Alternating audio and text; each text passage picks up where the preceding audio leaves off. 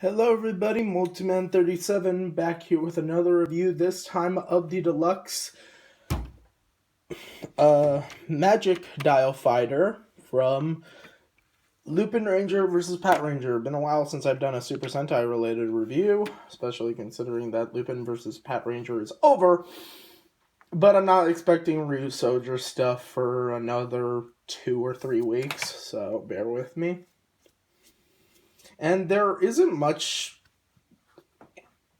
in the afterline, and I do have the melee weapons for Lupin versus patranger. I will review those in the future.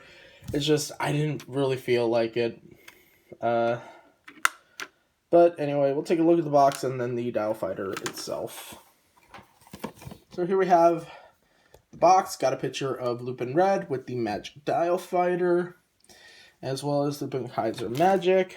On this side, you got magic dial fighter, things you can do with magic dial fighter. Bottom is gibberish, I cannot read. The formation is there, and then back is everything you're gonna do.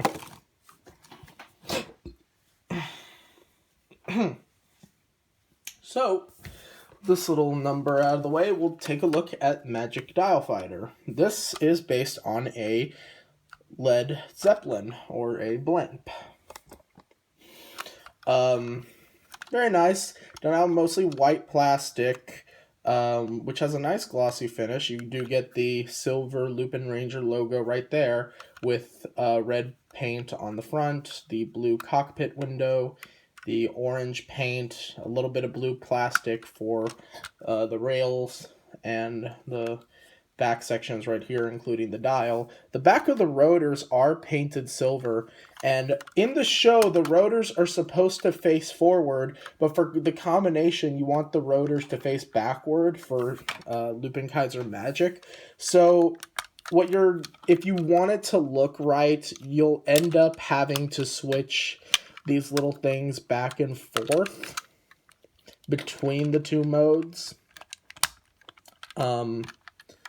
So you want them facing like this for when it's by itself, and then when you're ready to do a gattai, you want it to face this way. To make it simple, I'm just going to leave it like this myself. It does have a gimmick. When you spin the dial, a little globe pops out, and I'll get to that later. Which has a little molded on question mark, and you can push these front sections back further. They will actually lock into position. Now, as you kind of saw, when I turned the dial, it opened, and it's not supposed to open like that.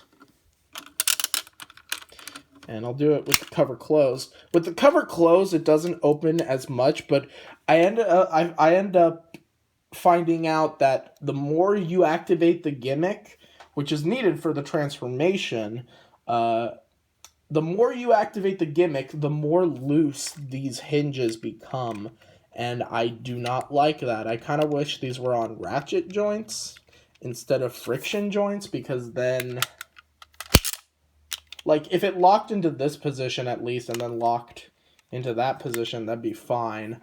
And I'm not going to completely reveal what's in there just yet, but yeah, I don't like how that was handled.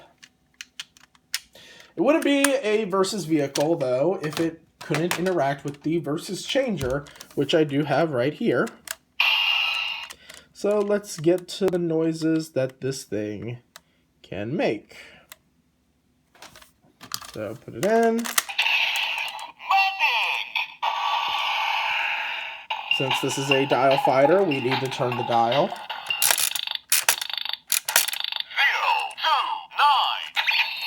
Masquerade.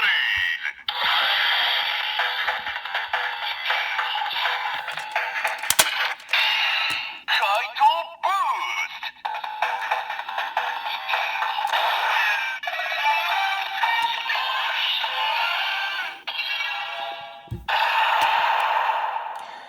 This would equip one of the Lupin Rangers with a bow and arrow. A magical bow and arrow that can actually like shoot through walls, which is pretty amazing. And of course, summoning of the Dial Fighter. Get set. Ready? Go!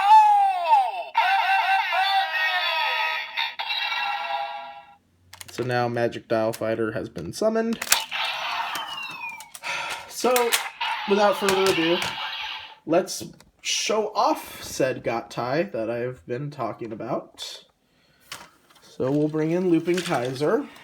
And, well, here's something we haven't actually done with Lupin Kaiser. Instead of just taking off the yellow Dial Fighter, we're also going to take off the red Dial Fighter. So basically, you're going to leave them headless and armless. Now take Magic, spin the dial. Sure that's closed. Plug it on to the left. And then take the top section of Magic Dial Fighter. Make sure these little things are pointed downward, the little jet engines. Pull it off. And what you're going to do, got a little bit of red paint up there, is you're going to take this little hole, plug it onto the head tab. That terminology was weird of me to say.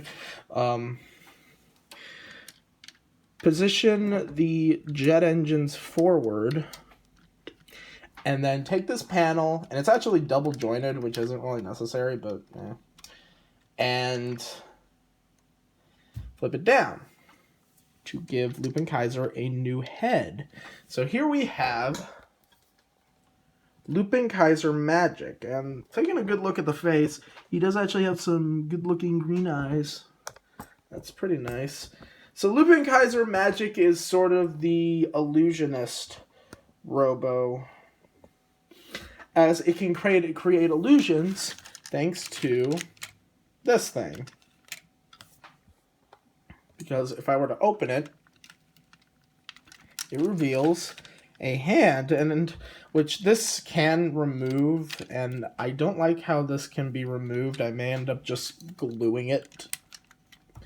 One thing I do like is that they made these two fingers almost identical, so they can both pass off as pinkies and thumbs for if you wanted to if you wanted to make a Magic Dial Fighter the right arm instead of the left arm. And when his hand is open like this, he would actually summon cards, and the cards would enlarge and do a bunch of magic.